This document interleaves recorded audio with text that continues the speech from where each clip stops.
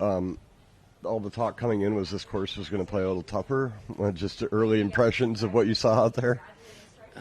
Yeah, I thought it would play tougher too, honestly. I got rid of the two most scoreable holes and turned them. Not only did they just slap a four onto where it used to be a five. I mean, I think they made the tee shots a little. I don't know if they made the tee shot on 7 tougher, but the tee shot on 17 I feel like is a little tougher now.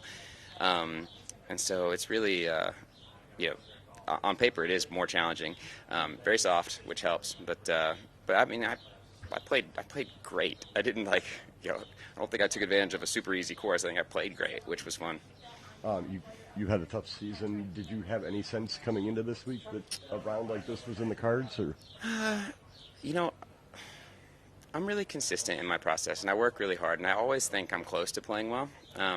But you do start to have those questions and doubts when, I thought I was close all year, and I haven't had any kind of breakthroughs. So, those doubts and fears and anxiety, they start to creep in. But I've stayed consistent to my process, and I'm really proud of the work that I put in, the way I prepare. So I know I'm capable of this. It's nice to see it for one round. I'd like to be able to keep it going for a whole tournament and then string some of them together.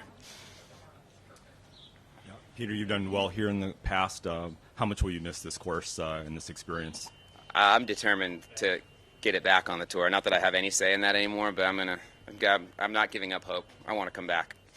Does it with all the changes? Does it still feel like a Donald Ross course to you? Yeah, absolutely. I mean, I think it feels more like a traditional Donald Ross because the cross bunkers are now in positions where they're really in play, and that's I'm from Knoxville, Tennessee. I'm lucky to have 3 really good Donald Ross courses there that all take care of me pretty well, and a couple of them haven't been touched. Like a couple of them are like Clutson, like the bunkers. The bunkers here actually remind me kind of almost more of a Donald Ross course now. Like the fescue is such a awesome look visually, but even if that wasn't there, the way the course would play is still tremendous, like absolutely tremendous. You gained 100, made 146 feet of putts today, but you also had one of your best approach weeks in a long time. Is there anything you've been working on relative to your approach game? Yeah, I've been working on all of it. Nothing specific. I'm always trying. We know the name of the game. It's driver between the left rough and right rough.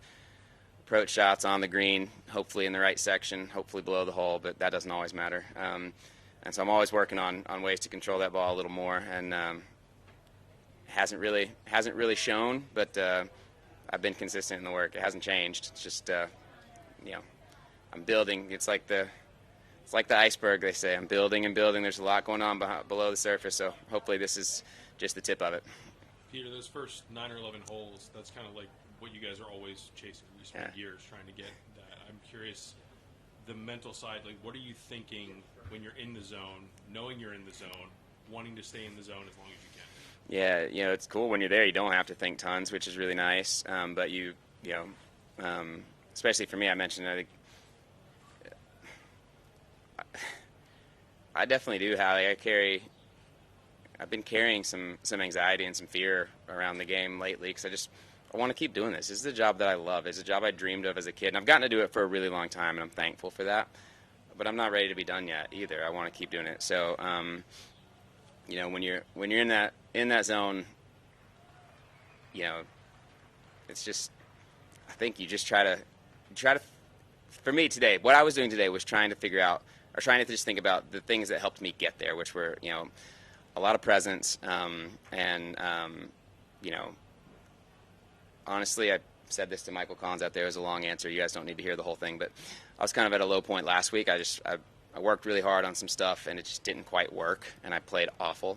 And so this week I was really determined to have a bit of a new mindset. Like everyone always talks about my attitude and how good it is, and all they mean by that is like I'm still nice even when I suck. Like that's basically what they mean. It doesn't really help to have a good attitude if you shoot 74. But I'm still nice even when I shoot 74, so people think I have a really good attitude, and that's good. I'd rather people think that than think I have a terrible attitude. But last week, I was still nice to people, but inside I was horrible to myself. I felt awful. And so this week I was determined, going in this week, I was going to do 2 things. I was going to really enjoy my good shots, And when I hit bad shots, I wasn't going to let that be a reflection of me and who I am, and like I was going to let it be like a data set, like what's going on and how can I improve. And so I really felt that today on the course. It's like I never, even in the beginning, before I knew it was going to be a special day, I didn't feel the same level of like anxiety of like if I hit a bad shot, it means I suck. Like I just felt no, I'm going to enjoy the good ones, and if I hit a bad one, I'm going to figure out why and how can I improve. And that mindset was really, really helpful for me. So I think that maybe helped trigger the zone a little bit for me. And if I come out tomorrow and try to or expect to or want to have a chance to shoot 59 again, like that's probably not the right thing to do. But I'm going to come out tomorrow and just try to have the same mindset. I'm really going to enjoy my good shots, and if I hit bad ones, I'm just going to try to learn from them. And so that's where my mindset kind of was and will be going forward. Enjoying the good shots. How much did you enjoy the putt on 11? Yeah, it was tremendous. I mean, the putt on 11 is one I'm just honestly like the hole is your target, but no real mindset. Like I'm not staying over the putt trying to make it. I'm just really hoping the next one's a tap in, and so to do one better and get to go pick it up out of the hole, awesome. Can you just shed some light on the battle, going back to the time since the Valspar win, of wanting to have that positivity, internal and external, in light of a lack of results in the scorecard? Yeah, I mean it's brutally hard when you want something really bad and you work hard for it and you don't get it, and that's sort of where I've been. I don't want to keep wearing this out. I said it earlier in an interview too. Like, I do feel like a big grounding thing for me is my kids and my wife.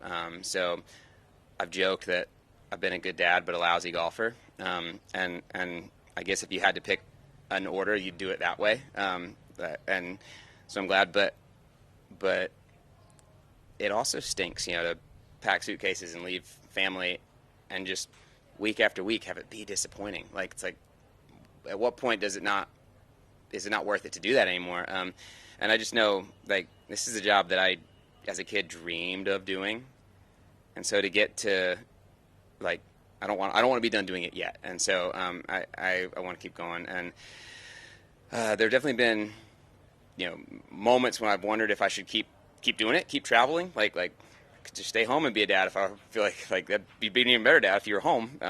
But I think having my kids see me work really hard and then have a chance to, to do what I love, and be competitive on some of the biggest and best and the most amazing stages. Like that's a cool example for them too. Like so when I do my job well out here, like I'm that's another way that I'm being a good dad. So, but the struggle has been real for sure. Like just that pull of like, do I keep going out there when I think if you looked it up, I mean I haven't, but I think since I won the Valspar tournament, I'm going to guess that I've had maybe 2 finishes in the top 30. I would say, like, anyway, it's been tough. But the one thing that is consistent is when I am home, like, there's never a day. I mean, there's a day. There's never 3 days in a row that I don't long to go practice. I love to do this. Like, I never like, even though it's frustrating, I never like feel like I don't want to do it anymore. So I'm going to keep doing it. Just a question about your positive attitude. What would you tell amateurs, high handicappers who get angry and throw clubs on the course?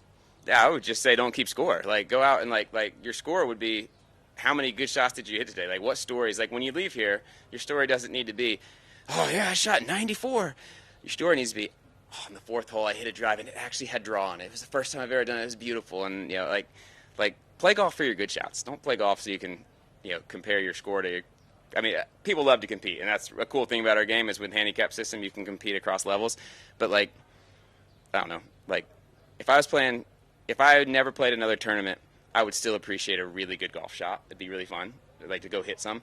So that's what I'd say to amateurs, is like, don't be obsessed with your score. Be obsessed with like hitting good shots. Like, can you hit a few good ones and remember those? It'd be awesome.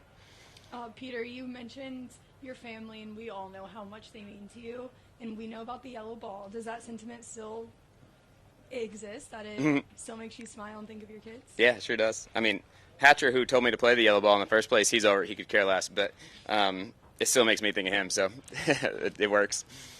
What are your your goals. Were you reassessing your goals at all entering? We got 2 weeks left in the regular season, but even looking at the fall, it seemed like you had some real balance going on about a path forward. How were you kind of looking at goals for the rest of the season entering this? Yeah, so definitely. A couple weeks ago, I called my coach and I told him, I said, I want to play great now. Like, I want to play great now. This is important. I said, but I have half an eye toward the fall, because the fall is,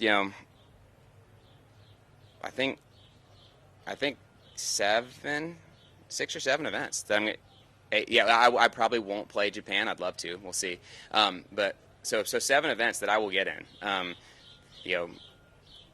Awesome sponsors, awesome venues, awesome, FedEx Cup opportunities. So I'm really pumped. But my vision is very much inclusive of, I need to be top 100 at the end of the fall. That's kind of where my mindset is geared. Obviously an amazing round today, super fun. Go out tomorrow and be as present as I can, and maybe string a few of these together, and then I can reassess that. But definitely that's where my mindset is. I want to build toward being top 100 at the end of the fall.